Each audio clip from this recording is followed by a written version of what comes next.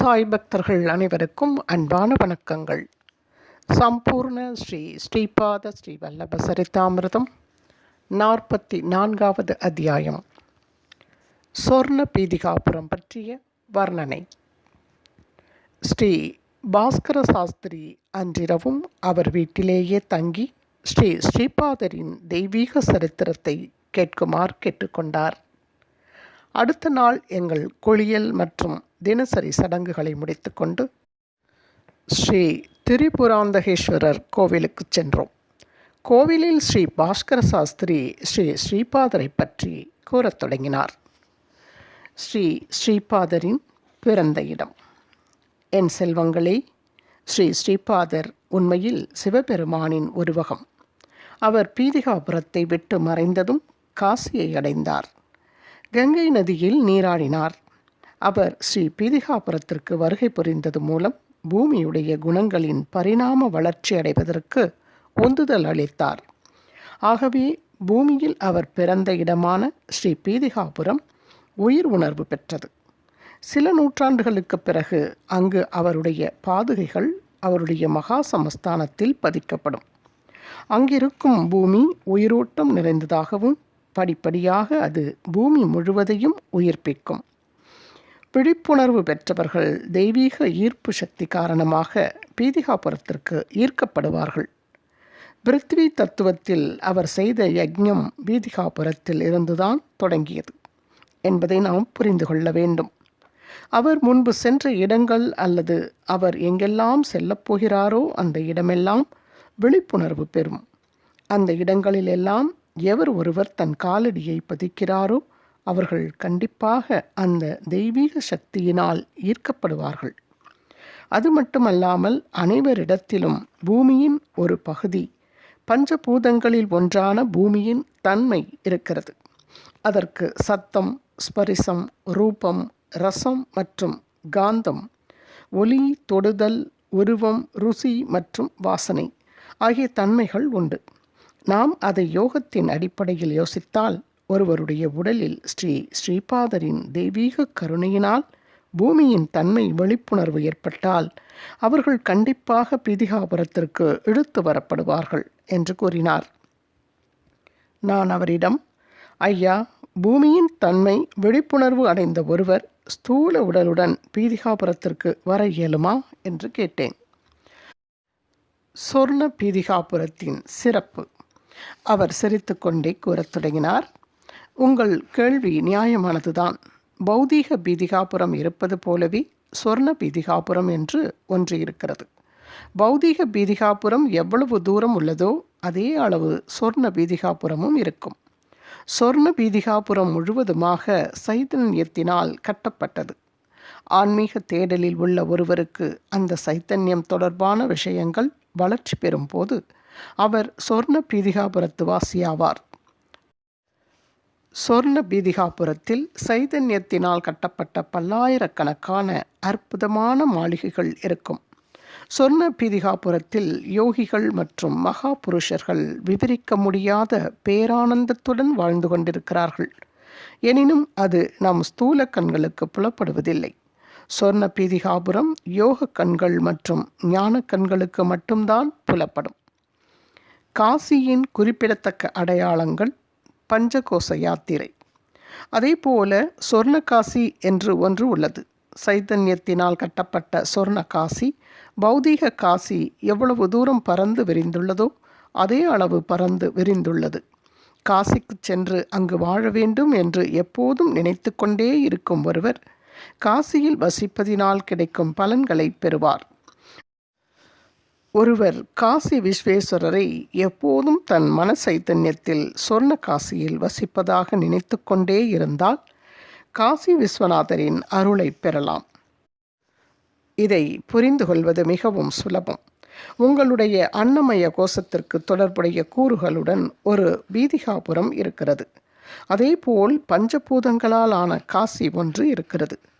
பிராணமய கோஷத்திற்கு தொடர்புடைய பிராணமய பீதிகாபுரம் என்று ஒன்று இருக்கிறது. அதேபோல் பிராணமய காசியும் இருக்கிறது. மனோன்மய கோஷத்திற்கு தொடர்புடைய மனோன்மய பீதிகாபுரம் ஒன்று இருக்கிறது. அதே போலத்தான் மனோன்மய காசியும் இருக்கிறது. விஞ்ஞானமய கோஷத்திற்கு தொடர்புடைய விஞ்ஞானமய பீதிகாபுரம் ஒன்று இருக்கிறது. அதே போல விஞ்ஞானமய காசியும் இருக்கிறது. ஆனந்தமய கோஷத்திற்கு தொடர்புடைய ஆனந்தமய பீதிகாபுரம் ஒன்று இருக்கிறது. அதேபோல் ஆனந்தமய காசியும் இருக்கிறது. இந்த ஆனந்தமய பீதிகாபுரத்தை நான் சொர்ண பீதிகாபுரம் என்று கூறுகிறேன்.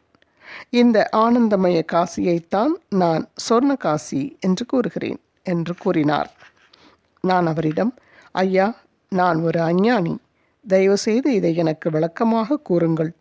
சிலர் காசியில் பஞ்சகோச யாத்திரை மேற்கொள்வதால் சிறந்த பலன்கள் கிடைக்கும் என கூறுகிறார்கள். அது என்ன என்று கேட்டேன். ஸ்ரீ பாஸ்கர சாஸ்திரி, என் செல்வமே, பஞ்சகோச யாத்திரை என்பது வெறும் பௌதீக ரீதியான க்ஷேத்ராடனம். உண்மையில் நம்முடைய சைத்தன்யம் அன்னமய, பிராணமய, மனோன்மய, விஞ்ஞானமய மற்றும் ஆனந்தமயம் ஆகிய 5 விதமான கோஷங்கள் மூலம் பயணிக்க வேண்டும். இதுதான் அதில் ஒளிந்திருக்கும் ஆழ்ந்த தெய்வீக ரகசியம். ஸ்ரீ ஸ்ரீபாதரின் அருளால் ஆன்மீக தேடலில் உள்ளவர்கள் அதற்கு தேவையான சக்திகளை பெற்றுக்கொண்டு பஞ்சகோச யாத்திரையை மேற்கொள்வார்கள். ஆகவே ஸ்ரீபாதர் தன் யோக சக்தியின் மூலம் பஞ்சபூதங்களுக்கு தொடர்புடைய 5 சிறந்த யஜ்ஞங்கள் மேற்கொள்கிறார்.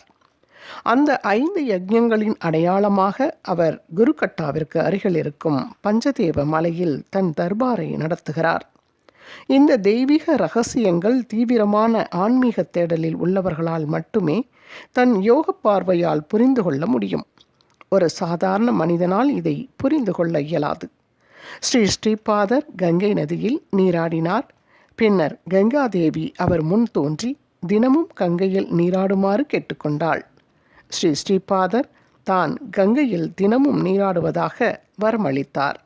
கங்காதேவியின் சைதன்யம் 5 விதமான கோஷங்களில் இருக்கும், அதாவது அன்னமய, பிராணமய, மனோன்மய, விஞ்ஞானமய மற்றும் ஆனந்தமய கோஷங்களாகும். நான் அவரிடம், உன்னதமானவரே, அன்னை கங்கா நீர் வடிவானவள், அவளுக்கு எப்படி 5 கோஷங்கள் இருக்க முடியும்? எனக்கு அது புரியவில்லை என்று கேட்டேன். ஸ்ரீ பாஸ்கர சாஸ்திரி சிரித்து கொண்டே, குழந்தாய், தெய்வங்கள் மந்திரங்களின் உருவகம், அவைகளுக்கு ஸ்தூல வடிவம் கிடையாது. மந்திரங்கள் சப்த பிரம்மத்தின் சக்தி உருவம். அன்னை கங்கா என்றால் சக்தி மற்றும் சைத்தன்யத்தின் வடிவில் இருக்கும் தெய்வம். அவள் ஸ்தூல வடிவில் இருக்கும் கங்கா நதிக்கு நெருங்கிய அடையாளத்துடன் விளங்கும் ஒரு துணை தெய்வம். அப்படியென்றால் அவள் சைதன்ய உருவத்தில் இருக்கும் ஒரு தெய்வம் என்று பொருள்படும். அதேபோல் சூரியன் என்று குறிப்பிடப்பட்டால் நாம் வானத்தில் உருண்டையாக காணும் சூரியனின் நெருங்கிய அடையாளத்துடன் அதன் தெய்வீக சைதன்யத்துடன் தொடர்புடைய ஒன்று என்று பொருள்படும். தர்மத்தின் சூட்சமத்தையும் அதில் மறைந்துள்ள தெய்வீக இரகசியத்தையும் நீங்கள் கவனிக்க வேண்டும். மனிதனிடம் நீரின் குணமும் உள்ளது. அந்த நீரின் குணத்தை தூய்மையாக்க அவர் ஜல யஜ்ஞம் செய்ய முடிவெடுத்தார். அவர் தினமும் காசியில் உள்ள கங்கை நதியில் நீராட விரும்பினார். இந்த யோக பயிற்சியின் மூலம் ஸ்தூல நிலையில் இருக்கும் அனைத்து நதிகளும் புனிதமாக்கப்படும். அனைத்து புண்ணிய நதிகளிலும் அசுத்தங்கள் விலகி புனிதமடையும். கங்கை போன்ற புனித நதிகளில் பாவம் செய்த மனிதர்கள் நீராடுவதால் அந்த நதி மாசடைகிறது. சிறந்த மனிதர்கள், புனிதம் நிறைந்தவர்கள் மற்றும் சைதன்யத்தின் உருவமாக இருப்பவர்கள் அந்த நதியில் நீராடினால் நதிகள் மீண்டும் புனிதமாக்கப்படும். அவர் செய்த ஜல யஜ்ஞத்தின் உள்ளர்த்தம் என்னவென்றால், உயிரினங்களின் உடலில் திரவ உருவமாக பாயும் நீர் குணத்தை தூய்மைப்படுத்துவதே ஆகும். ஸ்ரீபாத ஸ்ரீவல்லபர் எனும் தெய்வீக சக்கரவர்த்தியின் வெறும் கையசைவினால் பல கோடிக்கணக்கான பிரபஞ்சங்களை படைத்து காத்து அழிக்க முடியும். அவர் உண்மையில் மும்மூர்த்திகளின் ரூபமான ஸ்ரீ தத்தாத்ரேயர்தான்.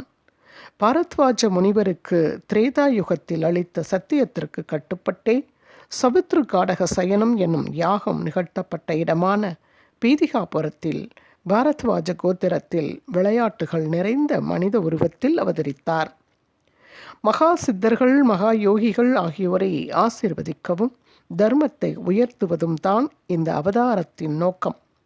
அவர் நரசிம்ம சரஸ்வதியாக அவதரிக்கப் போவதாக அளித்திருக்கும் சத்தியத்தின் ஒவ்வொரு எழுத்தும் முற்றிலும் உண்மை.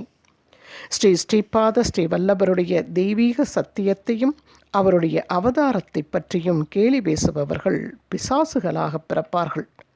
பலவீனமான மற்றும் துரதிருஷ்டமுடைய மக்களைத்தான் பேய்கள் பிடித்து கொள்ளும் என்றும், அவர்களுக்குத்தான் கந்தர்வ நகரத்தில் நரசிம்ம சரஸ்வதியின் உருவத்தின் மூலம் நிவாரணம் அளிப்பேன் என்றும் பலமுறை கூறியிருக்கிறார். அவருடைய தெய்வீக வாக்குகளை சந்தேகப்படுபவர்கள் ரௌரவம் போன்ற நகரங்களுக்கு செல்வார்கள். நீங்கள் எழுதும் ஸ்ரீ ஸ்ரீபாத ஸ்ரீ வல்லப சரிதாமிர்தம் என்கிற புத்தகத்தில் இருக்கும் ஒவ்வொரு எழுத்தும் சத்தியம். இது பல மொழிகளில் மொழிபெயர்க்கப்படும். இந்த சரிதாமிர்தத்தை எந்த மொழியில் சிரத்தையுடன் பாராயணம் செய்தாலும் அபரிமிதமான நற்பலன்களை அளிக்கும். அந்த மகாபிரபு தான் தகுதியானவர்களை மட்டுமே தன் சரிதாமிர்தத்தின் மொழிபெயர்ப்புக்காக தேர்ந்தெடுப்பேன் என்றும், அவர் சரிதாமிர்தத்தை மொழிபெயர்க்கும் சமயத்தில் தன் சிறப்பான கருணை அவர் மீது இருக்கும் என்றும் கூறியிருக்கிறார். மேலும் இந்த புத்தகத்தை பூஜை அறையில் வைத்து வழிபட்டாலே அவருடைய கருணையை பெற்றுவிடலாம் என்றும் கூறியிருக்கிறார். கலியுகத்தில் இந்த புத்தகத்தை பாராயணம் செய்தாலே புனிதமான முன்னேற்றங்களை பெற்றுவிடலாம் என உறுதியளித்திருக்கிறார். ஆகவே இந்த புத்தகத்தை நீங்கள்தான் எழுதுகிறீர்கள் என்பது வெறும் நொண்டிச்சாக்குதான். அவருடைய தெய்வீக பாத கமலங்கள்தான் உங்களை இந்த புத்தகத்தை எழுத வைத்து கொண்டிருக்கிறது என்றார். அதற்கு நான், ஆஹா உன்னதமானவரே, நீங்கள் கூறுவது மிகவும் பொருத்தமாகத்தான் இருக்கிறது. நான் ஒரு ஞானி இல்லை. மேலும் எனக்கு வேதம் மற்றும் வேதாந்தம் போன்ற விஷயங்களில் எந்தவித ஞானமும் இல்லை. இது போன்ற மிகவும் பிரமாண்டமான ஒரு வேலையை என்னை போன்ற ஒரு அஞ்ஞானி நிகழ்த்தப் போவது எனக்கு மிகவும் ஆச்சரியத்தையும் சந்தோஷத்தையும் அளிக்கிறது என்றேன். அதற்கு ஸ்ரீ பாஸ்கர சாஸ்திரி, ஸ்ரீ தத்தரின் அணுகுமுறை அப்படித்தான் இருக்கும். தவிர்க்கப்பட வேண்டிய பொருட்களை கொண்டு நோயை குணமாக்குவது, அஞ்ஞானிகளை கொண்டு அசாதாரணமான வேலைகளை நிகழ்த்துவது போன்ற திருவிளையாடல்கள் அவருடைய வழக்கமான பொழுதுபோக்குகள். இது ஒரு தெய்வீக திருவிளையாடல். அதுதான் அவருடைய குணம். இது அவருடைய தெய்வீக சக்திக்கு சான்றான விளக்கம் என்றார். ஒருமுறை சன்னியாசி ஒருவர் குக்குடேஸ்வரர் கோவிலுக்கு வந்தார். அப்போது ஸ்ரீ ஸ்ரீபாதர் சிறு குழந்தை, ஸ்ரீ நரசிம்மவர்மாவும் ஸ்ரீ பைண்ட வெங்கடப்பைய சிரேஷ்டியும் ஸ்ரீ ஸ்ரீபாதர் குதிரை வண்டியில் ஏற்றிக்கொண்டு குக்குடேஸ்வரர் கோவிலுக்கு சென்றனர். சன்னியாசி குக்குடேஸ்வரர் கோவிலில் தியான நிலையில் இருந்தார். ஸ்ரீ ஸ்ரீபாதர் திடீரென ஸ்ரீ சிரேஷ்டியிடம், தாத்தா, ஏன் இந்த மீனவனை இங்கு வர அனுமதித்தார்கள் என்று கேட்டார். ஸ்ரீ நரசிம்மவர்மா தாழ்ந்த குரலில், கண்ணையா, இப்படியெல்லாம் சொல்லக்கூடாது. அவர் ஒரு சந்நியாசி. அவர் கோபப்பட்டால் சபித்து விடுவார் என்று கூறினார். ஸ்ரீ ஸ்ரீபாதர் பதிலளிக்கும் விதமாக, மீனவனுக்கு கூட கோபம் வருமா? மீனின் துர்நாற்றத்துடன் மீனை உண்பவர்கள் எல்லாம் மீனவர்கள் தானே, சந்நியாசி என்றா கூற முடியும் என்று கேட்டார். ஸ்ரீ ஸ்ரீபாதருக்கு மக்களை தூண்டிவிடும் குணம் உண்டு. இதற்கிடையில் அந்த சந்நியாசி தன் கண்களை திறந்தார். அவர் தனது உடல் முழுவதும் மீன் துர்நாற்றம் அடிப்பது போல உணர்ந்தார். அவர் ஒரு உண்மையான சந்நியாசி. அவர் கடவுளின் மீன் அவதாரத்தை பற்றி நினைத்து கொண்டிருந்தார். கடவுளின் மீன் அவதாரத்திற்கு ஏதாவது யோக அர்த்தம் இருக்கிறதா என்று யோசித்து கொண்டிருந்தார். பின்னர் ஸ்ரீ ஸ்ரீபாதர், சுவாமி, உங்கள் கமண்டலத்தில் சிறிய மீன் குஞ்சுகள் இருக்கின்றன. அவை எவ்வளவு சந்தோஷமாக எல்லா திசைகளிலும் செல்கின்றன பாருங்கள் என்றார். சந்நியாசிக்கு சிறப்பு அருள். இவை அனைத்தும் சந்நியாசியை குழப்பமடைய செய்தது. ஸ்ரீ ஸ்ரீபாதர் சந்நியாசியின் கண்களை உற்று நோக்கினார். பின்னர் சந்நியாசி தன்னை உள்நோக்கி பார்த்தார். அவருக்கு யோக பார்வை கிடைத்து இரத்த குழாய்கள் மற்றும் உடலில் உள்ள பல்வேறு திரவங்களில் உள்ள சிறிய உயிரணுக்கள் மீனை ஒத்ததாக இருந்ததைக் கண்டார். இந்த சிறு சிறு உயிரணுக்கள் தான் உடலில் பல வகையான அனுபவங்களை தோற்றுவிக்கின்றன என்று புரிந்து கொண்டார். மீன் வடிவத்தில் இருக்கும் சிறு உயிரணுக்கள் தான் மூக்கின் வாசனை உணர்வுக்கான காரணம் என்பதை உணர்ந்து கொண்டார். அதேபோல் மீன் வடிவத்தில் இருக்கும் மிகச்சிறிய உயிரணுக்கள் தான் ருசி உணர்வை அளிக்கிறது. ஆகா, இதுதான் கடவுளின் மீன் அவதாரம், மகாவிஷ்ணுவின் மச்ச அவதாரம் என்று அவர் ஆச்சரியப்பட்டார். ஒருவர் மூலாதாரத்தில் இருக்கும் வாசனை உணர்வை அளிக்கும் சிறு உயிரணுக்களை அடையாளம் கண்டுகொள்ளும் ஞானத்தை பெற்றுவிட்டால் உலகத்தில் உள்ள அனைத்து வாசனைகளையும் அவரால் கட்டுப்படுத்த முடியும் என்பதை அறிந்து கொண்டார். அவர் தன்னுடைய வெளிப்புற பார்வையை மீண்டும் பெற்று சிரித்தார். ஸ்ரீ ஸ்ரீபாதரும் சிரித்தார். அந்த சந்நியாசி ஸ்ரீ ஸ்ரீபாதரின் பாதத்தில் நமஸ்கரித்தார்.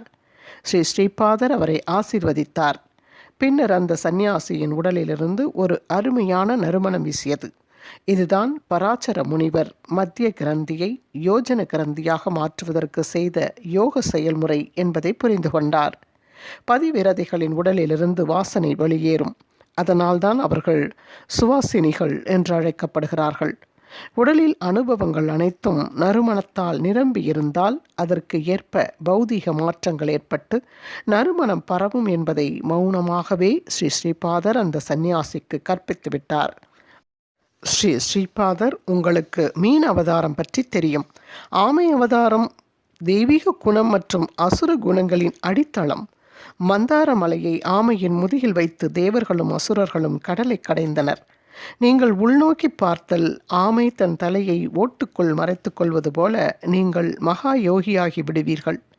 அப்படி இல்லாமல் நீங்கள் வெளிப்புறமாக திரும்பினால் தீய குணங்கள் அனைத்தும் குவிந்து அசுரராகி விடுவீர்கள். உங்கள் தலையை வெளியில் நீட்டினால் யாராவது ஒருவர் உங்கள் தலையை வெட்டி விடுவார்கள். நீங்கள் இறந்து விடுவீர்கள். நீங்கள் இறக்க வேண்டாம் என நினைத்தால் உங்கள் பார்வையை உள்நோக்கியே செலுத்துங்கள். யோக பயிற்சி செய்யுங்கள். நீங்கள் கர்ம பந்தங்களிலிருந்து விடுபட வேண்டும் என்று கூறினார் அந்த தெய்வீக திருவிளையாட்டுக்காரர். வெற்றி வெற்றி. ஸ்ரீ ஸ்ரீபாத ஸ்ரீ வல்லபருக்கு வெற்றி. இத்துடன் 44வது அத்தியாயம் நிறைவு பெறுகிறது. மீண்டும் அடுத்த அத்தியாயத்தில் உங்கள் அனைவரையும் சந்திக்கின்றேன். சாந்தி வெங்கடாச்சலம். குரு வாழ்க, குருவே துணை. ஓம் சாய்ராம். ஸ்ரீபாதராஜம் சரணம் பிரபத்தியே.